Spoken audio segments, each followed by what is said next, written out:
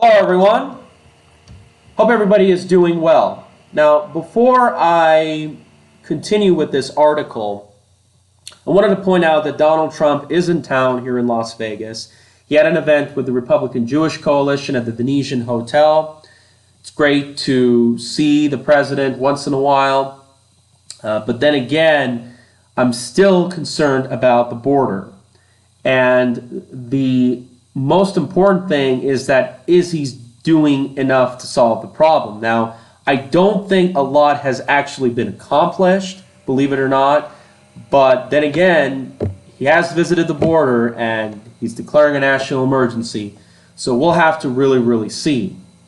So, as we take a look at this article right here, immigration authorities arrest more than 280 in a workplace raids in a decade. And you can see that ICE is really starting to beef up their deportations. And many people are concerned, are frustrated. You can see that there are some protesters around this vicinity. And this is what I've told a lot of people. You need to target the employers. You need to target the welfare programs.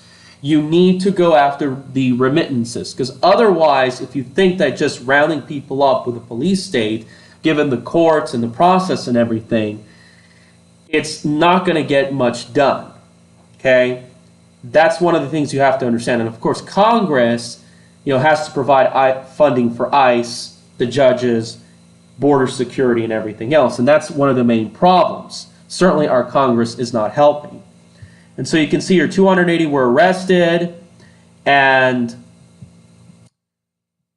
the people who were deemed undocumented were yellow. And this is, of course, a huge crackdown on illegal immigration, and there were protesters gathered outside. The employees who were arrested were predominantly women hailed from 15 countries. So remember, this is a worldwide epidemic. Mexico, Nigeria, Venezuela. It is primarily Latin American, but over time we're seeing a larger share of unauthorized people are actually from Asia, particularly countries like Philippines and China.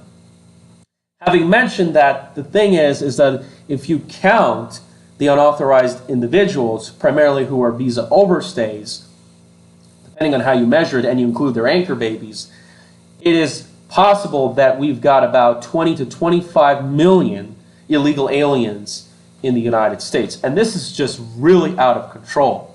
That's about 8 times the population of Nevada, or about the population of Texas. Pretty alarming. And you can see here, Berger, who leads the Homeland Security investigations in Dallas, was to focus on a criminal investigation of the company, but they could not turn a blind eye to the unauthorized workers who were found there. And they had a criminal search warrant in which they repair cell phones, technological equipment. So again, this is repair. These are jobs that require some skill. And a lot of these jobs, believe it or not, could be done by American citizens. And this is another issue I wanted to talk about, because if companies hire illegal aliens or low-skilled workers, what that means is that other competitive businesses probably have to hire these people in order to stay competitive and keep their costs low. And this is one of the kind of the domino effects that all this immigration has really in our state. And you can see here, frantic families were seeking help from Races. By the way, Races is an organization led by a DACA recipient. I can't remember. She had a debate with a guy from FAIR. I believe it's Dan Stein. And you can see here, oh, well, they're targeting black and brown immigrant voters. Boo-hoo. BS. Look, you can argue that Persian Americans like myself are brown, but we don't have this problem because we come in legally. And by the way, why aren't they targeting yellow folks, which are Asians? Because they have a higher chance of coming here legally. It's abusive. Look, they're just finding another excuse to basically make people feel ashamed of themselves and make themselves feel like, oh, well, we did nothing wrong and we're just so innocent and you have to care for us. Stop spreading propaganda. And you can see here, the company has a strong history of complying with federal and immigration employment laws. So, workplace rates have been common under Donald Trump, the highest levels in history. And you see here about 6,850 workplace investigations. Wow. And this is really, really, really interesting and progressive news that we have to really experience.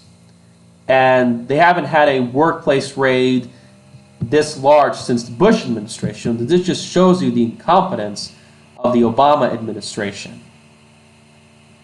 So this is because, of course, the Obama administration reduced their emphasis on it. And this is how they report on the Pew Research Center that we have 11 million unlawful immigrants, which I really don't know if that's really the case. 5% of all workers. So yes, they're more likely to get a job, nevertheless. But, of course, they're more likely to get on welfare, so we subsidize their living expenses thanks to their children, which is why they're trying to pump children through our southern border, and then their earned income, they send money abroad. And a lot of these countries, whether it's Mexico, China, India, Guatemala, you name it, their economy largely depends on the remittances sent from the United States. And by the way, if America were to have a dollar collapse, and let's just say if it does, one of the good things that is going to happen is a lot of these leeches are going to leave the United States. And let's just take a look at the reality of what's happening in our state. Now, this is a map of the share of workforce of unauthorized individuals. And we're constantly told that we need illegal aliens to obviously pick the crops, do agricultural work. But as you can see here in the Great Plains in the Midwest, where there's a lot of agriculture, they are a smaller share than the workforce in the Northeast and in the West Coast. And you can see which is the state that has the highest share. That is the state of Nevada at 10%. This is very, very disappointing, ladies and gentlemen. And we're told, well, we need them to pick the crops. Well, the last time I checked, the state of Nevada hardly has any crops. And a lot of them are working here, and I bet a lot of them are working in construction. But construction is really not a large share of employment as much as it used to be. So where is it? I believe it's hospitality, and I believe that many of the large major casinos are actually employing these individuals to work in these casinos. And this is one of the things you have to really keep in mind. So this is why I believe that the state should pass an initiative demanding mandatory e-verify, demanding tax breaks to companies that hire all their employees as American citizens, and we should pass a remittance tax to immigrants who send money to not just other states, but to other countries, probably as high as 20%.